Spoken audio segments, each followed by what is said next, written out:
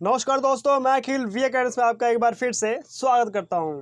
Class 12th की economics से ये बुक 2 भारतीय अर्थव्यवस्था का विकास यानी कि इंडियन इकोनॉमिक्स का चैप्टर 3 का पार्ट 2 है। ये पार्ट 1 हमने पहले अपलोड कर दिया है, तो वो वीडियो आप देख लीजिएगा। डिस्क्रिप्शन में उसका लिंक आप लोग को मिल जाएगा। तो पार्ट 2 में ये चैप्टर पूरी तरह से कंप्लीट हो जाएगा। कृषि की विशेषताएं, समस्याएं, नीतियाँ, ये हमने पार्ट 1 में पहले ही बता दिया कि कृषि की कौन कौन सी विशेषताएं हैं। अब हम नीतियों के बारे में पढ़ेंगे कि आखिरकार कौन कौन सी नीतियां और समस्याएं थी, आखिरकार आगे के टॉपिक क्या है इस चैप्टर में, वो पढ़ेंगे। तो पहले हम ये जान लेते हैं कौन कौन से टॉपिक्स हमें पढ़ने हैं पार्ट 2 में, और पार्ट 1 में क्या क्या हमने कंप्लीट करा दिया है। पहला टॉपिक हमारा है भारतीय अर्थव्यवस्था में कृषि का महत्व किस प्रकार से है, भारतीय कृषि की कौन कौन सी विशेषताएं हैं तथा कौन कौन सी समस्याएं हैं। और चौथा हमारा टॉपिक है कृषि संबंधित कौन कौन से सुधार किए गए थे आखिरकार सरकार के द्वारा, उसके बारे में हम बताएंगे। और पांचवा टॉपिक हमारा है कृषि संबंधित सुधारों की उपलब्धियां, हरित क्रांति क्या है, किसे कहते हैं, इसके बारे में हम इस चैप्टर में आप लोगों से डिस्कस करेंगे। तो हमारा थर्ड टॉपिक है भारतीय कृषि की कौन कौन सी प्रमुख यानी कि जो समस्याएं थी वो कौन कौन सी थी, किस किस प्रकार से की थी, उसके बारे में है। भारतीय कृषि की जो निम्नलिखित प्रकार की समस्याएं थी, पहले हम ये जान लेते हैं कि क्या क्या आखिरकार थी समस्याएं। भारतीय कृषि को अनेक समस्याओं का सामना करना पड़ता है, अभी भी करना पड़ता है। जैसे कि किसी समय जल की कमी के कारण हो गया, किसी की HIV जो कीटनाशक दवाइयाँ, किसी समय जो होते हैं अधिक मात्रा में कीड़े पैदावार होने के कारण इसकी बहुत सारी समस्याएं होती हैं। कभी कभार जो होती है ज़मीनें अधिक मात्रा में उपजाऊ नहीं होती हैं, वहाँ भी फसल को उगाया जाता है, तो वहाँ पर फसलें अच्छी नहीं पैदावार होती हैं। इस समस्या के कारण इन पिछड़ापन तथा गतिहीन जारी है, यानी कि जो पिछड़ापन है कहीं ना कहीं एक हिसाब से जो किसानों की जो जनसंख्या वो भी कम होते जा रही है, और कहीं ना कहीं एक हिसाब से गतिहीन है। आगे देखते हैं समस्याओं के प्रकार, यानी कि जो समस्याएं थे ना, कौन कौन से प्रकार से, एक हिसाब से जान लीजिए आप लोग कि क्या क्या होते हैं। सामाजिक समस्याएं कौन सी होती हैं, किस प्रकार से होती हैं, संस्थागत समस्याएं, तकनीकी समस्याएं, और चौथा हमारा है परंपरागत दृष्टिकोण क्या है, इसके बारे में पढ़ेंगे हम। और सिंचाई की अस्थायी साधनों का अभाव किस प्रकार से है, इसके बारे में पढ़ेंगे हम। तो एक एक टॉपिक्स को हम यहाँ क्लियर करते हैं कि कौन कौन से आखिरकार इसको डिफाइन करते हैं, है क्या आखिरकार ये। पहला हमारा है सामाजिक समस्याएं। जो सामाजिक समस्याएं हैं किस प्रकार से, उनके बारे में बताते हैं पहले हम आप लोग को कि जो सामाजिक वातावरण के कारण, जो सामाजिक वातावरण होता है इसमें, इसके कारण भूमि पर जनसंख्या का दबाव के कारण भूमि का आक्रमण, फसलों का नुकसान होना अधिक मात्रा में, ये सब शामिल होता है इसमें। और दूसरा हमारा टॉपिक है संस्थागत समस्याएं। जो संस्थागत समस्याएं होती हैं, ये भी कहीं ना कहीं बहुत ज़्यादा बड़ी होती हैं, जो कि इसके अंदर शामिल होती हैं। देखते हैं क्या है ये। सुधार के दोषपूर्ण प्रवृत्ति के कारण, साख में बाजार के कारण तथा साख व बाजार सुविधाओं के कारण उनका अभाव होना ही होता है। इसके अंदर ये भी शामिल होता है कि कहीं ना कहीं जो संस्थाएं होती हैं वो भी संस्थागत रूप से शामिल होती हैं। और तीसरा टॉपिक हमारा है तकनीकी समस्याएं। जो तकनीकी समस्याएं ये किसे कहते हैं, एक बार ये जान लेते हैं। उत्पादन की प्रचलित तकनीकी, सिंचाई सुविधाओं का अभाव, फसलों का अनुकरण करने के लिए किया जाना चाहिए इसका। और परंपरागत दृष्टिकोण जो होता है, ये भी कहीं ना कहीं बहुत ज़्यादा महत्वपूर्ण होता है। परंपरागत दृष्टिकोण क्या है जान लेते हैं एक बार। खेती संबंधित परंपरागत दृष्टिकोण। भारतीय कृषि की एक और समस्या ये भी है कि नवीन फार्म जैसे तकनीकी के बावजूद भारतीय कृषक अभी भी पारंपरिक रूप से जो ज्ञान के अपनाए जाते हैं ना, ज्ञान है उनके पास, उसके अनुसार ही वो चलते रहते हैं। इसके लिए उन्हें खेती करना पड़ता है और जीवन निर्वाह का एकमात्र साधन होता है। यानी कि मतलब एक हिसाब से जो जीवन चलाने के लिए जो संसाधन की आवश्यकता होती है वो भी बहुत ज़्यादा महत्वपूर्ण है। कृषि भी एक हिसाब से बहुत ज़्यादा महत्वपूर्ण माना जाता है और है भी। जो एक छोटा किसान होता है ना, वो सिर्फ एक निर्वाह खेती के रूप में कार्य करता है, लेकिन जो जमींदार होते हैं ना, वो एक हिसाब से व्यापार के रूप में काम करते हैं। व्यापार के दृष्टिकोण से देखते हुए भी वो फसलों का उत्पादन करते हैं, फसलों को उगाते हैं। इसके अलावा उसके पास जो होते हैं कोई प्रकार का व्यापार नहीं होता है। जो छोटे किसान होते हैं उसके पास व्यापार नहीं होता है, उसके बारे में बताया गया है। और पांचवा पॉइंट हमारा है सिंचाई के अस्थायी साधनों का अभाव। जो आखिरकार जो सिंचाई है ना, उसका जो साधन है, अस्थायी साधन, इसका अर्थ ये है कि पहले ज़माने में जो होता था, किसानों के पास जो अस्थायी रूप से साधन पाए जाते थे, उस समय संसाधन मुख्य रूप से नहीं होते थे, और कुछ उनके पास तरीका ही नहीं होता था। तरीकों के अनुसार ही कुछ नीतियों के कारण ही वो काम कर पाते थे उसको। जैसे कि कुएं से पानी निकालना बार बार होता था, नदी दूर थी, वहाँ नदी से लेकर के पानी को एक स्थान से दूसरे स्थान पर फसलों तक लाया जाता था, उसके बारे में बताया गया है। देखते हैं क्या ये भारत में फसल खेती अधिकांश रूप में वर्षा पर अधिक मात्रा में निर्भर होती है। सिंचाई के अस्थायी साधनों का बहुत ही ज़्यादा अभाव है। अच्छी वर्षा होने से फसल जो थी अधिक मात्रा में अच्छी होती थी, जबकि सूखे के कारण यहाँ उत्पादन में काफ़ी अधिक मात्रा में हानि होती थी। इससे लोग और अधिक बेरोजगार हो गए थे अधिक मात्रा में। जो यही एक कारण, ये भी एक बहुत बड़ा कारण था कि वर्षा पर जो किसान थे ना, बहुत ज़्यादा लोग निर्भर रहते थे किसान लोग, जिससे कि वो अच्छी वर्षा होती थी तो अच्छा फसल का उत्पादन होता था, लेकिन परंतु अच्छी वर्षा नहीं होती थी तो फसल उत्पादन अच्छा नहीं होता था। आगे देखते हैं, हमारा फोर्थ टॉपिक है कृषि संबंधित सुधार। जो कृषि संबंधित सुधार है भारत के द्वारा, मतलब जो भारतीय कृषि में सुधार कितने प्रकार के हुए हैं, एक बार जान लेते हैं कि सरकार के द्वारा कौन कौन सी ऐसी प्रकार की नीतियां चलाई गई हैं जिससे किसानों को कुछ ना कुछ लाभ हुआ है, कुछ ना कुछ उनको फ़ायदा हुआ है, उसके बारे में बताया गया है। तो एक बार ये जान लेते हैं, भारतीय कृषि में सुधार के मुख्य रूप से ये 3 प्रकार होते हैं। 3 प्रकार के कौन कौन से होते हैं एक बार जान लेते हैं हम। तकनीकी सुधार, किस प्रकार से आखिरकार जो तकनीकी में परिवर्तन लाया गया था उसके बारे में बताया गया है। और दूसरा है संस्थागत सुधार, जो संस्थागत सुधार सरकार के द्वारा किया गया था। और सामान्य सुधार, आमतौर पर सामान्य सुधार किसे कहते हैं ये भी हम जान लेंगे। आगे देखते हैं क्या है टॉपिक में। पहला हमारा तकनीकी सुधार। जो तकनीकी सुधार रूप से जो एक हिसाब से जो तकनीक रूप से संबंधित होते हैं उसे तकनीकी सुधार कहा जाता है। यहाँ मुख्य रूप से 3 प्रकार के होते हैं। जो तकनीकी सुधार होते हैं 3 प्रकार के होते हैं। पहला हम जान लेते हैं क्या ये रासायनिक खादों का उपयोग। जो रासायनिक खाद होते हैं एक हिसाब से जो तकनीकी होते हैं, कहीं ना कहीं HIV ये सब शामिल होते हैं इसके अंदर। कीटनाशक दवाइयों का अधिक मात्रा में उपयोग वृद्धि की जाती है इसका, और इसका उपयोग भी किया जाता है। और थर्ड पॉइंट हमारा है HIV बीजों का अधिक मात्रा में उपयोग किया जाता है खेतीबाड़ी में।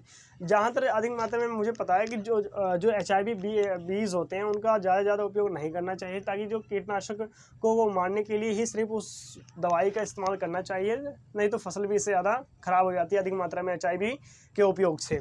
पहला हमारा है, इनको डिफाइंड करके हम पढ़ते हैं पूरी तरह से, है कि आखिरकार जो ये तीनों टॉपिक हमने बताए हैं कि आखिरकार जो तकनीकी सुधार है इसके 3 पॉइंट हैं, पहला दूसरा तीसरा। इसको हम डिफाइन करके पूरी तरह से पढ़ते हैं कि है क्या आखिरकार ये। तो पहला हमारा है रासायनिक खादों का उपयोग। जो रासायनिक खाद आखिरकार इनका उपयोग कैसे किया जाता था, किस प्रकार से किया जाता था उसके बारे में बताया गया है। पहला हमारा है कृषि की उत्पादकता को बढ़ाने के लिए रासायनिक खाद का अधिक से अधिक उपयोग किया जाने लगा। उस समय जो था ना, किसान किसी तरीके से चाहते थे कि हमारा जो है खेती में अधिक मात्रा में जो फसल है उसका उत्पादन ज़्यादा से ज़्यादा किया जाना चाहिए, ज़्यादा से ज़्यादा होने लगे। लेकिन रासायनिक खाद के उपयोग में कृषि के साथ साथ काफ़ी अधिक मात्रा में वृद्धि होने लगी थी। 2016 से लेकर के 2017 में लगभग 259.5 टन रासायनिक खाद का उपयोग किया गया था उस समय केवल।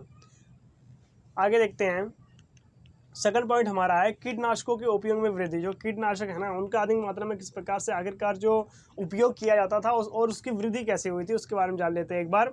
फसलों को बीमार तथा कीड़ों मकोड़ों से बचाने के लिए कीटनाशक दवाइयों का उपयोग करने के लिए उचित कदम उठाए गए थे। यानी कि जो अधिक मात्रा में, जैसे कि जो फसल होते हैं उस पर कीड़े लग जाते हैं जिससे कारण वो फसलों को खाने लगते हैं, जो कि वो फसल ख़राब हो जाती है। इसलिए कीटनाशकों का उपयोग किया जाता है, दवाइयों का उपयोग किया जाता है, ताकि जो कीड़े हैं मकोड़े हैं वो मर जाएँ, एक ही स्थान पर कहीं पड़े रहें।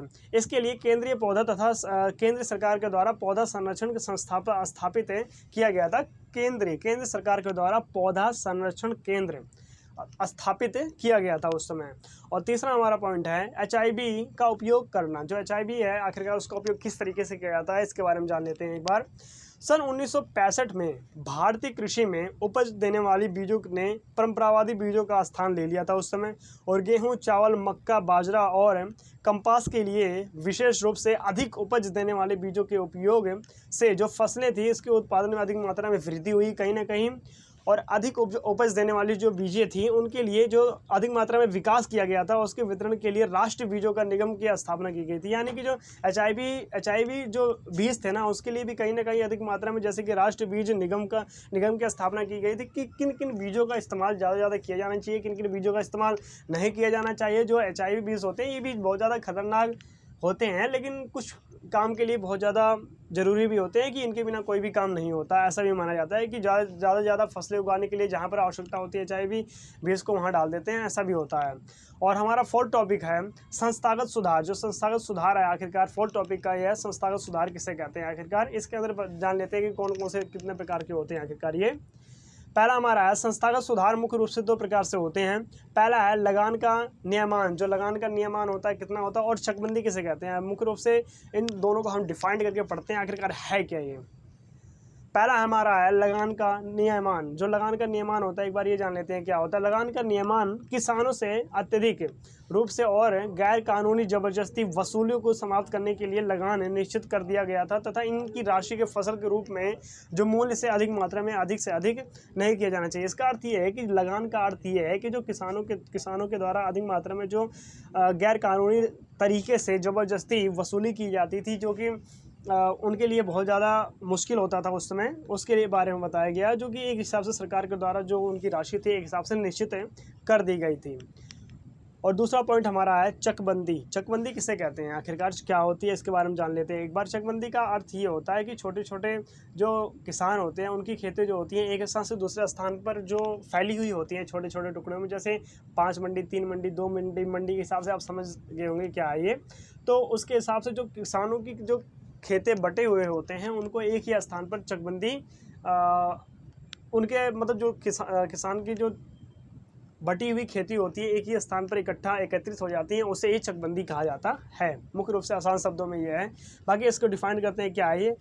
विखंडन की समस्या को कम करने के लिए चकबंदी कार्यक्रम चलाए गए थे। विखंडन यानी कि आप समझ गए होंगे जो विखंडन है ये है क्या। विखंडन छोटे मोटे जो खेती होते हैं एक ही स्थान से दूसरे स्थान पर जो एक ही किसान के होते हैं उसकी समस्या को कम करने के लिए जो सरकार के द्वारा एक कार्यक्रम चलाया गया था, चकबंदी अभ्यास किया गया था, इसका असभ्य है। इसके लिए किसानों को उनकी इधर उधर बिखरी हुई भूमियों को खेतियों की बजाय एक ही स्थान पर भूमि आवंटित की जाने लगी उस समय से, जब से ये नियम लागू किया गया था चकबंदी का। आगे देखते हैं फोर्थ टॉपिक का हमारा सामान्य सुधार। जो सामान्य सुधार होता है ये क्या है एक बार जान लेते हैं कौन कौन से होते हैं आखिरकार ये। सामान्य सुधार मुख्य रूप से दो प्रकार से होते हैं, दो प्रकार के मुख्य रूप से होते हैं। पहला हमारा है सिंचाई सुविधाओं का किस प्रकार से आखिरकार विस्तार किया गया था उसके बारे में है। और दूसरा हमारा पॉइंट है साख का प्रावधान। जो साख का प्रावधान किया गया था किस प्रकार से किया गया था आखिरकार, जो गांव में लोग रहते हैं किसान रहते हैं उनके लिए किस प्रकार से किया गया था आखिरकार, उसके बारे में बताया गया है। पहला हमारा पॉइंट है सिंचाई सुविधाओं का विस्तार। जो सिंचाई सुविधाओं का आखिरकार जो विस्तार किया गया था सरकार के द्वारा, कौन कौन सी किस प्रकार की नीतियाँ थी उसके बारे में भी है थोड़ा बहुत यहाँ पे। तो पहले हम ये जान लेते हैं कि जो सिंचाई सुविधाओं का विस्तार किया गया था वो कृषि में उत्पादकता को अधिक मात्रा में प्रोत्साहित करने के लिए किया गया था, ताकि सिंचाई सुविधाओं का अधिक मात्रा में विस्तार हो सके। जैसे कि छोटे मोटे किसान हैं तो उनके पास भी सिंचाई की सुविधाएं हैं, वो भी कहीं ना कहीं एक हिसाब से लाभ उठा सकें, उसका उपयोग कर सकें। इसमें पहला पॉइंट हमारा है देश के अलग अलग भागों में, जो देश के अलग अलग भाग हैं इसमें कई बड़ी बड़ी छोटी परियोजना जो हो रही है शुरू की गई हैं, जिससे कि जो छोटे मोटे किसान हैं सरकार के द्वारा कुछ ना कुछ लाभ उन्हें प्राप्त होगा ही होगा। और यह है कि 1951 में केवल 17% भूमि पर सिंचाई अस्थायी साधन थे उस समय केवल। वर्तमान में यहाँ 47% है। कहीं ना कहीं एक हिसाब से जो भूमि के अस्थायी साधन है ना, कहीं ना कहीं एक हिसाब से बहुत ज़्यादा वृद्धि हुई है, क्योंकि 1951 में या 1947 में हमारा भारत जो था वो आज़ादी हुआ था, कुछ समय पश्चात ही आज़ाद हुआ। 4 साल में कितना वृद्धि हो सकता है सिंचाई के माध्यम से, बहुत ही कम अस्थायी साधन था उस समय, इसलिए 17% था उस समय साधन, लेकिन अब 47% हो गया। 47% में जहाँ पर अधिक मात्रा में खेती की जाती है इसकी जो किसान करते हैं वो भी मुख्य रूप से बहुत ज़्यादा ज़रूरी होता है करने के लिए। आगे देखते हैं साख का प्रावधान। जो साख का प्रावधान सेकंड पॉइंट हमारा, साख का प्रावधान क्या है इसके बारे में जान लेते हैं एक बार। कम ब्याज दर पर किसानों को राहत उपलब्ध कराने के लिए सरकारी समितियों की स्थापना की गई थी, यानी कि जो सरकार के द्वारा गांव में छोटे मोटे जो साख थे ना उसकी स्थापना की गई थी, ताकि जो किसान हैं कहीं ना कहीं एक हिसाब से जो है कि उनसे वो ब्याज दरों पर कुछ कम ब्याज दरों पर जो है कि अधिक मात्रा में पैसे ले सके, उठा सके, ताकि जो आत्महत्या की समस्या है वो भी ख़त्म हो सके कहीं ना कहीं। और जो जैसे कि किसी से पैसे उधार लेकर के खेती दे दी जाती है कि हमारी खेती आप कुछ समय के लिए कर लीजिए, जब हम आपको पैसे देंगे तो आप हमारी खेती जो है वापस कर दीजिएगा भूमि। तो ये भी एक समस्या थी जो कि समाप्त हो चुकी है, अब ज़्यादा अब रह नहीं गई वैसे भारत में। और किसानों की बढ़ती साख जरूरतों को पूरा करने के लिए ग्रामीण विकास बैंक स्थापित किए गए थे, जो छोटे मोटे बैंक गांव में स्थापित किए गए थे ताकि किसान लोग जो है उनसे लोन ले सकें, उनकी मदद कर सकें किसानों की। सन 1982 में राष्ट्रीय कृषि एवं ग्रामीण विकास बैंक नबार्ड की स्थापना की गई थी। ये भी बहुत ज़्यादा इंपॉर्टेंट पॉइंट है कि नबार्ड बैंक की स्थापना कब की गई थी? 1982 में नबार्ड बैंक की स्थापना की गई थी। ग्रामीण विकास बैंक की नबार्ड की स्थापना की गई थी। हमारा पांचवा पॉइंट है हरित क्रांति। जो हरित क्रांति है ना, किसे कहते हैं, है क्या ये, इसके बारे में जान लेते हैं एक बार कि है क्या हरित क्रांति। मुख्य रूप से इसकी डिफिनेशन ये है कि किस प्रकार से हरित क्रांति कैसे आई थी, उसके बारे में पहले जान लेते हैं हम। कृषि संबंधित सुधारों के फलस्वरूप भारतीय कृषि में पर्याप्त सुधार हुआ, अधिक मात्रा में सुधार हुआ है कहीं ना कहीं, और अर्थव्यवस्था में गति से विकासशील क्षेत्र के रूप में यहाँ उपलब्धियाँ बहुत ज़्यादा थी और इनकी अपर्याप्त थी। जो इनकी उपलब्धियाँ थी अधिक मात्रा में अपर्याप्त थी, कि इसे हरित क्रांति के नाम से जाना गया था। जो इसकी अधिक मात्रा में जो फलस्वरूप थे, जो भारत की अपर्याप्त सुधार किए गए थे अधिक मात्रा में, जो उनकी अर्थव्यवस्था में बहुत ज़्यादा विकासशील क्षेत्र के रूप में माना गया था, इसे यह हरित क्रांति का नाम दिया गया है। तथा यहाँ भारत में 1967 से लेकर के 1968 में शुरू की गई थी जो हरित क्रांति थी, और 1967 से लेकर 1968 में ही खदान के उत्पादन में लगभग 25% की वृद्धि हुई थी। केवल हरित क्रांति की शुरुआत के पश्चात ही केवल 25% की उस समय वृद्धि हो गई थी, इतने ज़्यादा, और खदान उत्पादन में आत्मनिर्भर हो गया था। यानी कि जो भारत था ना, उस समय खदान में अधिक मात्रा में जो था कि आत्मनिर्भर भारत बन गया था खदान क्षेत्र में, क्योंकि 1967 से लेकर के 1968 में केवल 25% उस समय शुरू ही की गई थी हरित क्रांति की, और इतनी ज़्यादा वृद्धि हो गई थी। हरित क्रांति की कौन कौन सी विशेषताएं आखिरकार, इसके बारे में जान लेते हैं एक बार।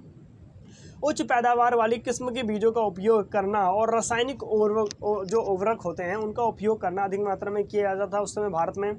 और जो सिंचाई की व्यवस्था थी ना, अपर्याप्त सिंचाई की व्यवस्था उस समय थी और मानी भी जाती थी। ऐसी की सुविधाओं का किस प्रकार से आखिरकार विकास होने लगा, किस प्रकार से आखिरकार उनकी वृद्धि होती है, और कीटनाशकों का उपयोग किस प्रकार से करना चाहिए, किस प्रकार से नहीं करना चाहिए, और कृषि यंत्रीकरण को बढ़ावा देना चाहिए, कि आखिरकार जो कृषि को अधिक मात्रा में इस समय बढ़ावा देना चाहिए सरकार को, कि किस तरीके से आखिरकार जो किसान लोग हैं कितनी मेहनत करते हैं।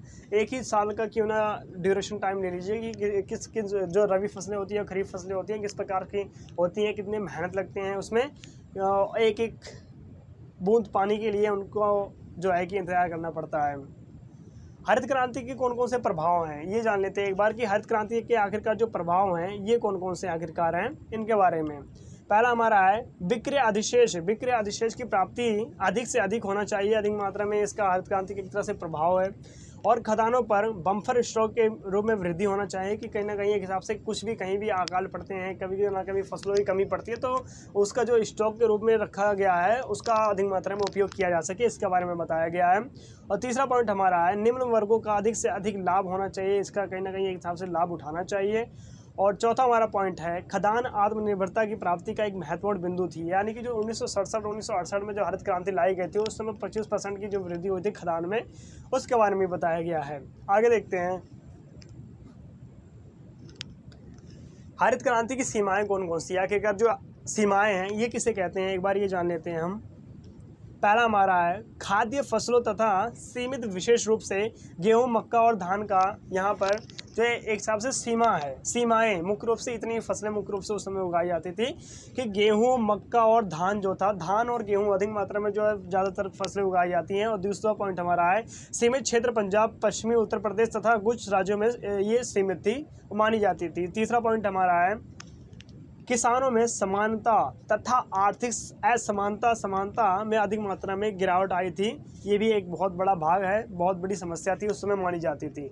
और चौथा पॉइंट हमारा है सीमित समय तक, जो सीमित समय था उस समय उसमें प्रभावी और अब तक प्रभावकता समाप्ति की ओर बढ़ना ये सब शुरू हो गया है। कहीं ना कहीं एक हिसाब से मुख्य रूप से खाद्य पदार्थों में गिरावट अधिक मात्रा में आई है, उनकी गुणवत्ता के कारण पोषण गुणवत्ता में भी बहुत ज़्यादा गिरावट आई है। यानी कि जो दवाइयों के कारण, HIV दवाइयों के कारण, और जो अधिक मात्रा में रासायनिक पदार्थों का उपयोग किया जाता था फसलों के लिए, अधिक मात्रा में कहीं ना कहीं की जो गुणवत्ता थी ना, बहुत ही ज़्यादा गिरावट आई है इनकी गुणवत्ता में, और बहुत ही ज़्यादा जो पोषण मिलता था वो भी उसमें भी बहुत ज़्यादा गिरावट आई है। जो कि इस समय ऐसा होना नहीं चाहिए कि जो खाने में ही पोषण अधिक मात्रा में होता है उसकी गुणवत्ता में गिरावट आ जाए, और जो गुणवत्ता उसकी बनी होती थी वो भी बहुत ज़्यादा ख़त्म हो गई है।